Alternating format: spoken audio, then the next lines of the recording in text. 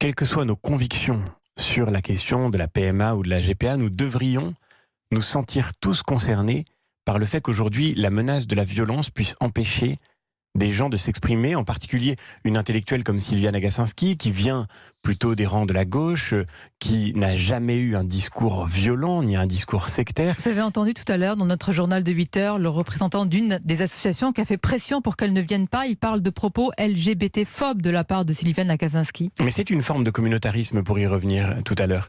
On peut être contre la PMA sans avoir aucune espèce d'homophobie. On peut être contre la GPA sans se prononcer contre une communauté. On se prononce contre la GPA comme le fait Sylvia Nagasinski, parce que Sylvia Nagasinski milite depuis très longtemps contre la marchandisation du corps et l'extension du domaine du marché jusqu'au corps humain et jusqu'à la vie humaine. Il n'y a rien là-dedans qui soit LGBT-phobe. On peut être contre son avis, et dans ce cas qu'on donne des raisons.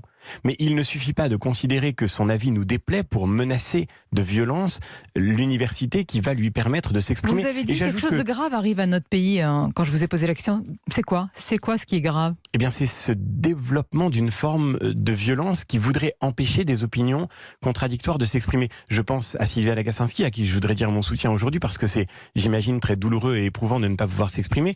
Mais je pense aussi, par exemple, à Zineb El Razoui, qui est menacée de mort aujourd'hui pour avoir osé défendre la laïcité dont on parlait tout à l'heure.